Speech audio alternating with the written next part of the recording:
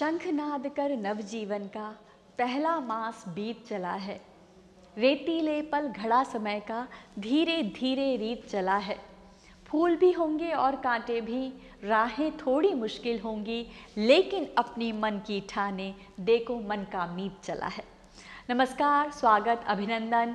हम लेकर आए हैं आपके लिए रंग तरंग, जिसकी कहानियाँ आपको प्रेरित करती हैं कुछ नया करने के लिए। और आज ऐसी ही कहानियाँ आपको प्रेरित करेंगी अपने भीतर के कलाकार को बाहर निकालने के लिए, क्योंकि यहाँ सजेगा अभिव्यक्ति का इंद्रधनुष। तो आइए आगाज करते हैं रंग तरंग की एक नई कला परिक्रमा का।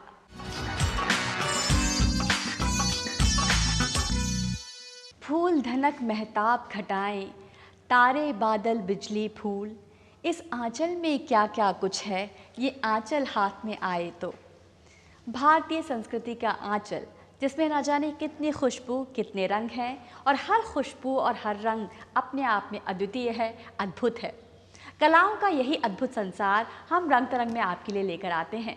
और आज आपको लिए चल रहे हैं 3 दिवसीय कथक महोत्सव में, जहां अनुभवी और युवा कलाकारों ने अपनी साधना की ऐसी रंगोली सजाई कि भारतीय संस्कृति की कहानियों में हर कोई रम गया, उनमें खो सा गया।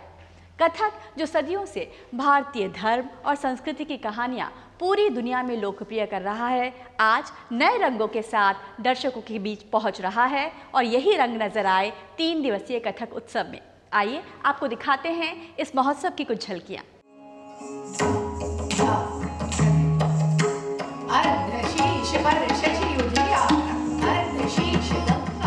नृत्य कला का सुंदर संसार और कथक इसकी ऐसी अभिव्यक्ति जो सदियों सदियों से संस्कृति, धर्म और हमारे आराध्य देवी देवताओं की कहानियां और छवियां साकार करती रही है।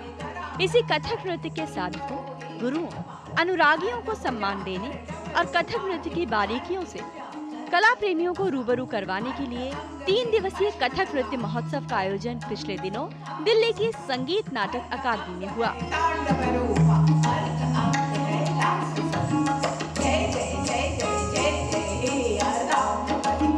कथक जगत के महागुरु और महान कलाकार बिरजू महाराज की स्मृति और सम्मान में इस नृत्य महोत्सव का आयोजन हुआ।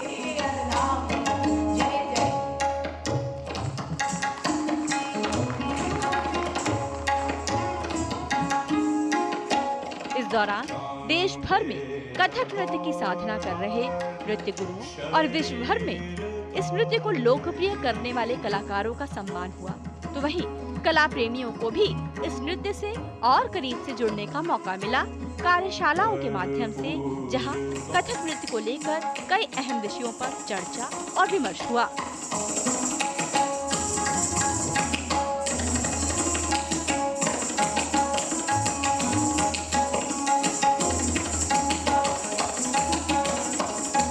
ये कथक महोत्सव युवा कलाकारों की प्रस्तुतियों से सजा हुआ था।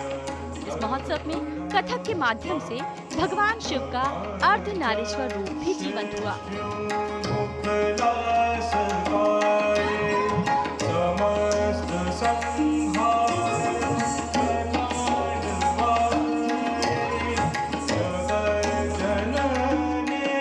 युवा कलाकारों ने अपनी प्रतिभा से इस कथक महोत्सव में 4 चांद लगा दिए। कोलकाता के सौरभ राय ने अपनी साधना से मंच पर शिव की अर्धनारीश्वर छवि को सुंदर ढंग से साकार किया।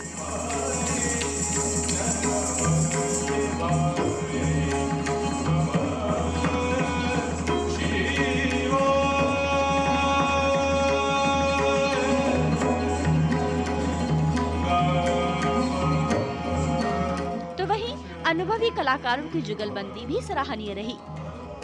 पीयूष और प्रीति की कथक अभिव्यक्ति की जुगलबंदी ने खूब सराहना बटोरी।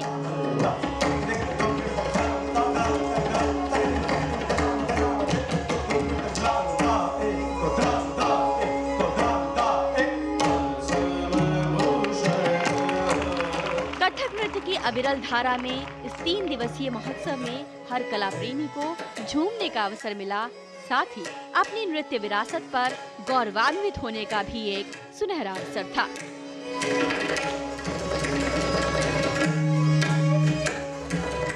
रंग तरंग, डीडी न्यूज़।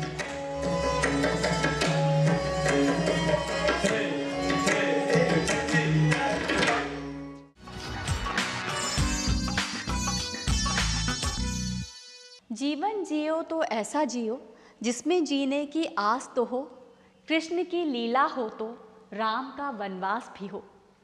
राम कृष्ण ये केवल हमारे आराध्य देव नहीं हैं, बल्कि ऐसे संस्कृति पुरुष हैं जो आज के दौर में भी हमें प्रेरित कर रहे हैं धर्म से जुड़े रहने के लिए, नीति से जुड़े रहने के लिए।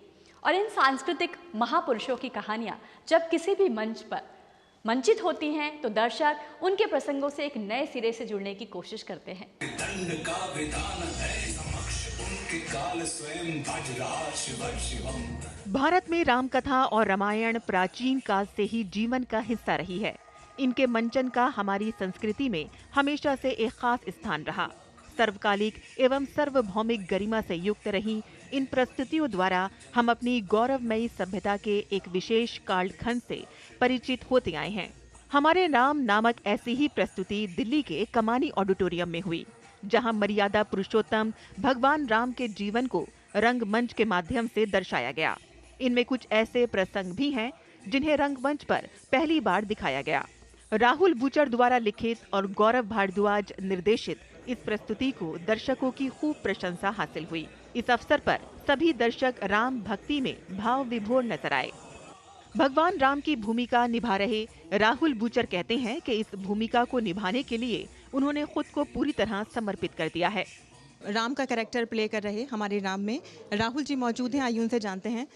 सर, भगवान राम जो अपने आप में ही उनको मर्यादा पुरुषोत्तम कहा जाता है, उनकी उसी शान को स्टेज पर लोगों के सामने पेश करना कितना बड़ा चैलेंज है आपके लिए? देखिए, चैलेंज तो बहुत बड़ा है क्योंकि कोई त्रुटि नहीं होनी चाहिए और ये सबसे बड़ी इंपॉर्टेंट चीज़ है।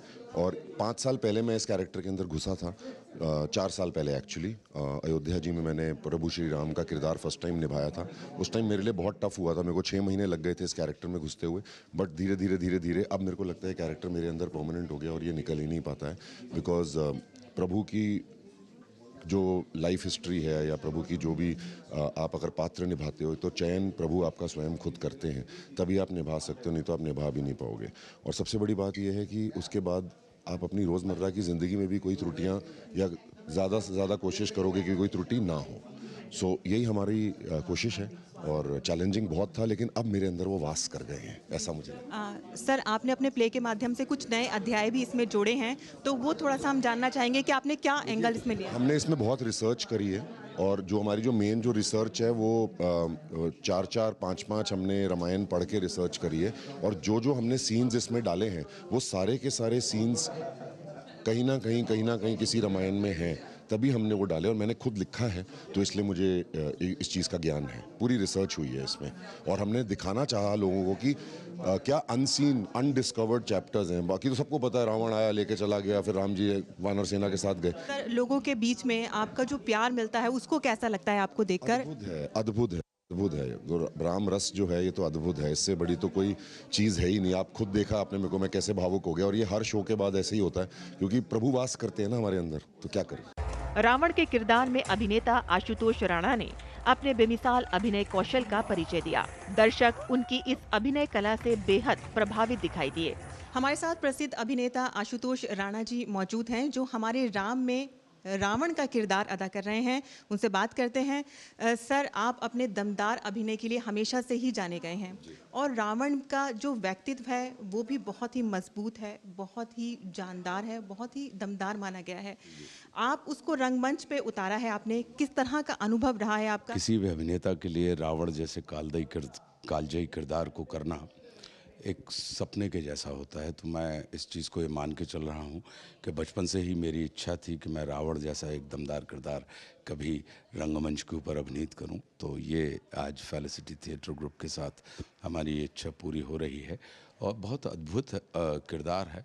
और आप देखेंगी तो आपको जो एक नए पर्सपेक्टिव हैं, क्योंकि रावण के बारे में जो हमारी धारणा है कि वो विद्वान थे, महादेव के भक्त थे, और फिर मेरा अपना व्यक्तिगत रूप से ये मानना है कि जो महादेव के संरक्षण में रहे हों, जो राम के संपर्क में आए हैं, भले ही वो शत्रु भाव से क्यों ना आए हों, लेकिन राम के संपर्क में जब आप आते हैं तो आप शंकित चित्त से आने के बाद भी ये राम का दायित्व होता है कि वे आपके चित्त को निशंक कर देते हैं।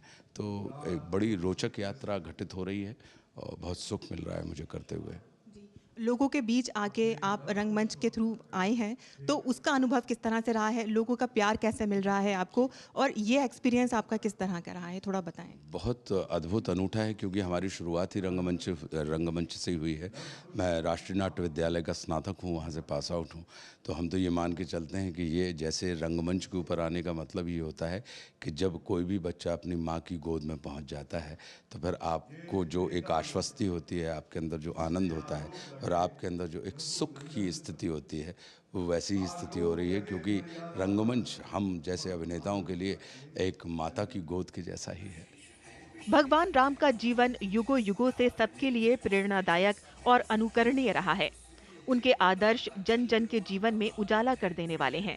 ऐसे में इस प्रस्तुति के माध्यम से नई पीढ़ी को भी इस संदर्भ में बहुत कुछ जानने और सीखने का अवसर मिला। साइमा खान की रिपोर्ट, डीडी न्यूज़।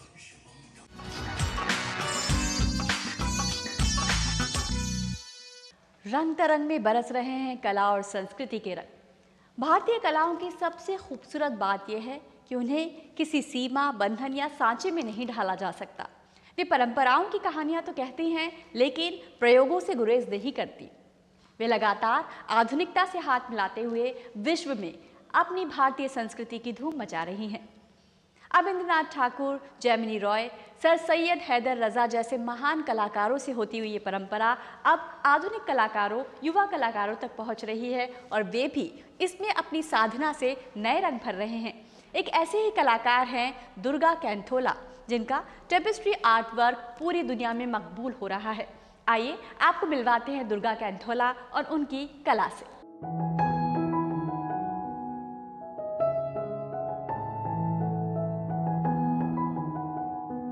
त्रिवेणी कला संगम यूं तो युवा और अनुभवी कलाकारों की कूची को हमेशा ही अभिव्यक्ति का मंच देता रहा है, लेकिन कई बार कलाकार यहाँ कला और इतिहास से जुड़ी कई अनोखी कहानियां लेकर आते हैं। ये दुर्गा कैंथोला की कला प्रदर्शनी रूम विद अ व्यू की झलकियां हैं, जो सचमुच इतिहास की कुछ अनकही कहानियों का झरोखा बनकर सामने आई है। कमाल की बात यह है कि दुर्गा को बचपन में इतिहास विषय काफी मुश्किल लगता था, लेकिन अब अपनी कला के माध्यम से वो इतिहास की कई पहेलियां सुलझा रही हैं। उनका टेपेस्ट्री वर्क अपने आप में बेहद अनूठा है। क्योंकि जो भी मेरा काम है, हर एक को लगेगा कि उसने कहीं तो देखा है। बिल्कुल देखा है, क्योंकि मेरा पूरा जो सोर्स है इंस्पिरेशन का हिस्ट्री से ही आता है। तो मेरा कहना तो यही है कि ये टेपेस्ट्री जो बनाई है, टेपेस्ट्री तो वैसे ये 3 टेपेस्ट्री जो बने हैं और ये चौथा जो काम मेरा एक कैनवस में बना है जो ट्री ऑफ लाइफ है, ये पूरी टेक्सटाइल की हिस्ट्री बता देती है। इसमें सारे, चाहे वो टफ्टिंग हो, मशीन वर्क हो। टेपेस्ट्री में एक भारी भरकम कपड़े पर रंगीन धागों से चित्र बुने जाते हैं और इन चित्रों को आकर्षक अंदाज में दीवार पर लटकाया जाता है। दुर्गा की कलाकारी की खास बात यह है कि वे परंपरागत माध्यमों का सुंदर उपयोग तो करती ही हैं, साथ ही आधुनिक माध्यमों से भी उन्हें परहेज नहीं। डिजिटल तकनीक का इस्तेमाल कर वे अपनी इस कला को और रुचिकर और सहज बना रही हैं और पिछले 2 दशकों में उन्होंने मल्टीमीडिया आर्टिस्ट के तौर पर खूब नाम कमाया है। मैंने जो ये एक जो बनाया है मैंने यहाँ पे, ये सदाशिवराव भाव का, तो क्योंकि वो महाराष्ट्र के पेशवा हैं तो इसीलिए मैंने उसके बॉर्डर में पैठनी बनाई है। तो इस तरीके से मैं I outsource people who are skilled, क्योंकि हर चीज़ तो आर्टिस्ट नहीं बना सकता है, तो मैं उस तरीके से अपने चीज़ों को दर्शाती हूँ। भारतीय कलाकार आज न केवल अपनी परंपरागत कलाओं को समृद्ध बनाने में जी जान से जुटे हुए हैं, बल्कि दुर्गा कैंथोला जैसी कलाकार अभिनव प्रयोगों के माध्यम से उनमें नए रंग भी भर रही है और इतिहास और आधुनिकता का सुंदर मेल उनकी कला में साफ नजर आता है। रंग तरंग, डीडी न्यूज़।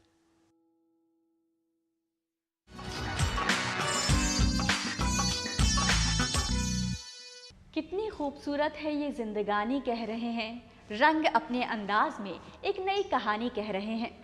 इस वक्त हम जिस कला प्रदर्शनी में मौजूद हैं, वहाँ दिल्ली की तमाम महिला चित्रकारों की कलाकृतियाँ मौजूद हैं, जिनमें कुदरत के रंग हैं, बचपन की खुशियाँ हैं और प्रेरित करती कोई और भी कहानियाँ हैं जो आपको कहती हैं कि अपने भीतर के कलाकार को कभी भी रुकने मत दीजिए।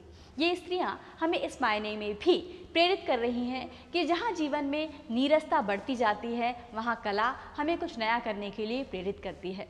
रफ़ी मार्ग पर ये कला प्रदर्शनी आयोजित हो रही है, जिसका आप आनंद ले सकते हैं। और फिलहाल आपको ले चलते हैं प्रगति मैदान, जहां पर हार्ट ऑफ आर्ट एक कला प्रदर्शनी में भारत के तमाम राज्यों के कलाकार एक साथ एक ही छत के नीचे आए, अपनी कला को लेकर, अपने हुनर को लेकर, और दर्शकों ने उन्हें भरपूर सराहना भी दी। आइए आपको दिखाते हैं द हार्ट ऑफ आर्ट की कुछ झलकियाँ। भारत की कला प्रदर्शनी और कला उत्सव की सबसे बड़ी श्रृंखला दी हार्ट ऑफ आर्ट का आयोजन दिल्ली के प्रगति मैदान में हुआ। इस कला प्रदर्शनी का उद्देश्य देश भर में कला के विभिन्न रूपों और कलाकारों को एक छत के नीचे लाना रहा। देश के अलग अलग राज्यों से आए ये कलाकार, ये आर्टिस्ट अपना आर्ट वर्क लेकर यहाँ पर इसको दर्शाने के लिए यहाँ पर पहुँचे हैं। और एक कलाकार कितना संवेदनशील हो सकता है ये यहाँ पर आकर आपको महसूस हो सकता है, जहाँ पर ये तमाम पेंटिंग्स कुछ ना कुछ कहती हुई यहाँ पर नज़र आ रही हैं। यानी कि ये पेंटिंग्स अपने आप में कुछ कह रही हैं, कुछ बोल रही हैं, अपनी कहानी बयान कर रही हैं, न सिर्फ भारत की संस्कृति पेश कर रही हैं, बल्कि एक व्यक्ति जो अपने जीवन में बहुत कुछ देखता है, वो तमाम अनुभव, वो जीवन के तमाम उतार चढ़ाव हमें इन पेंटिंग्स में यहाँ पे नज़र आ रहे हैं, जो कहीं ना कहीं कुछ ना कुछ प्रेरणा देती हुई, कुछ ना कुछ मैसेज देती हुई हमको नज़र आ रही हैं। तो आइए कलाकार से ही जानते हैं कि आखिर वो क्या कहना चाहती हैं अपनी इन तस्वीर के माध्यम से। नमस्कार, मैं अभिलाषा खन्ना हूँ और ये मेरा काम है। इसमें मैंने अपनी मेडिटेशन को आर्ट के द्वारा कैनवस पे उतारा है, जिसके अंदर मैंने बहुत सारे कलर्स यूज़ किए हैं, बहुत ज़्यादा इमेजिनेशन यूज़ करी है। जब आप मेडिटेट करते हैं तो आप एक अपने ही थॉट्स में चले जाते हैं। उस चीज़ को मैंने अपने आर्ट में दिखाने की कोशिश की है। पेंटिंग से बढ़िया माध्यम जो लव और पीस को स्प्रेड करता है दूसरा कोई नहीं हो सकता है। पेंटिंग साइलेंटली बहुत कुछ बोलती है, सिर्फ समझने की ज़रूरत होती है। आप कुछ कहना चाहती हैं इसके माध्यम से? थोड़ा सा हमको बताएं कि मतलब कौन सा आर्ट वर्क आपने क्या सोच के बनाया था? ये जो था हाथी वाला, तो हमारे इधर मधुबनी में क्या है ना कि गॉड गॉडेज को लेके, फूल पत्तियों के लेके, जानवरों को लेके जो उनका भावुक प्यार रहता है ना, तो उसके लिए वो है ना अपना उकेरते हैं, मतलब पूरे पेंटिंग के थ्रू है ना समझाते लोग कि ना उनके प्रति जुड़े। पेंटिंग देख के ऐसा अनुभूति हो रहा है कि हम लोग अभी अयोध्या में हैं और इसमें जो दिए हैं इतना आनंदमय लग रहा है, आपको क्या बताएं। और हम लोग अयोध्या नहीं जा पाए उद्घाटन में, लेकिन इस पेंटिंग को देख के लग रहा है कि हम लोग उनके ही दर्शन कर लिए। प्रदर्शनी में नए आने वाले कलाकारों, वरिष्ठ समकालीन कलाकारों, विशेष रूप से सक्षम कलाकारों, मूर्ति कलाकारों, आधुनिक 3D कलाकारों, विजुअल डिजिटल पेशावर, उभरते बच्चों के कलाकारों आदि द्वारा बनाई गई पेंटिंग्स का प्रदर्शन किया गया। भारत जो विभिन्न संस्कृतियों का देश है और अनेकता में एकता की मिसाल पेश करता है, बस यही खूबसूरत झलक हमें इस आर्ट एग्जीबिशन में भी देखने को मिली। कैमरामैन शिव के साथ मैं साइमा खान, DD न्यूज़, दिल्ली।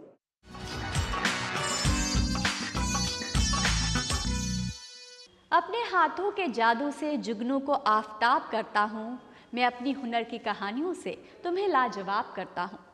रंग तरंग में कलाकारों की ऐसी ही लाजवाब कहानियाँ आपको प्रेरित करती हैं और हमें सोचने के लिए मजबूर कर देती हैं कि कितना कुछ छिपा है कला की दुनिया में, जो अब भी उजागर होना बाकी है।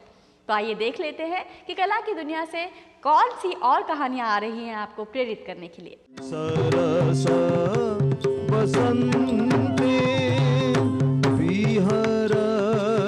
भारतीय कला जगत में नृत्य केवल एक कला विधा नहीं है, बल्कि ईश्वर से जुड़ने का एक रास्ता भी है।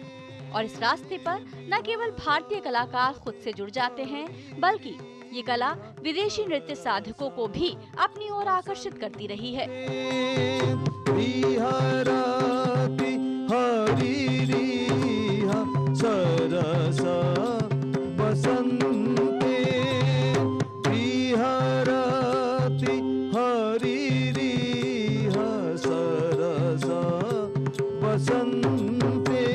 एक ऐसी ही कलाकार है ओडिसी नृत्यांगना ज़ोफिया लिचोटा, जो मूलतः पोलैंड से है, लेकिन अब अपनी प्रतिभा से ओडिसी नृत्य की बगिया को सींच रही हैं।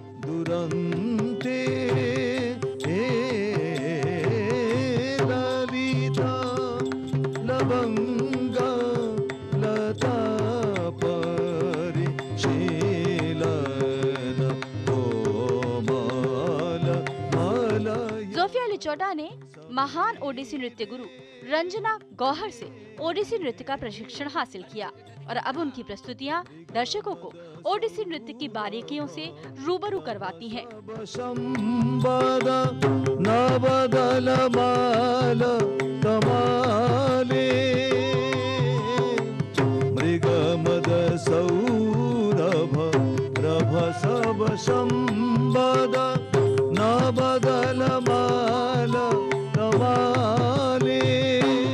उनकी अभिव्यक्ति से सजा एक नृत्य समारोह पिछले दिनों आईईसी दिल्ली में आयोजित हुआ। इस नृत्य संध्या में माणिक्य वीणा, शंकर वर्णन पल्लवी, ललिता लवंग लता, राधा रानी और देवी षोडशी पर जोफिया ने अद्भुत नृत्य प्रस्तुति देकर मंत्रमुग्ध कर दिया। इस पूरी नृत्य रचना को नाम दिया गया था महाभूत।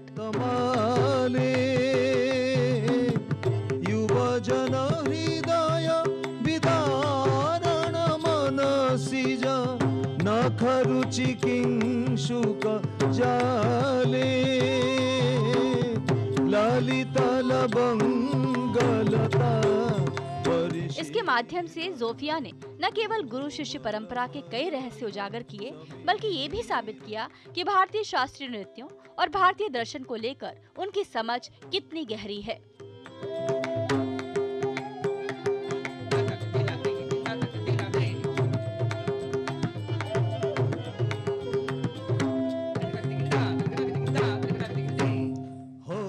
पोलैंड में एक कंटेम्परेरी डांसर से भारत में एक समर्पित और बेजोड़ ओडिसी नृत्यांगना होने का ये सफर भले ही जोफिया के लिए आसान न रहा हो, लेकिन आज वे विदेशों में इस भारतीय नृत्य कला की ध्वजवाहक के रूप में सामने आ चुकी हैं।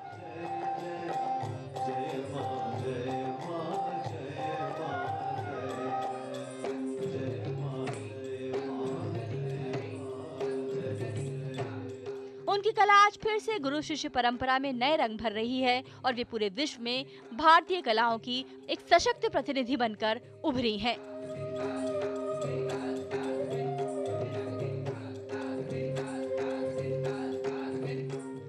रंग तरंग डीडी न्यूज।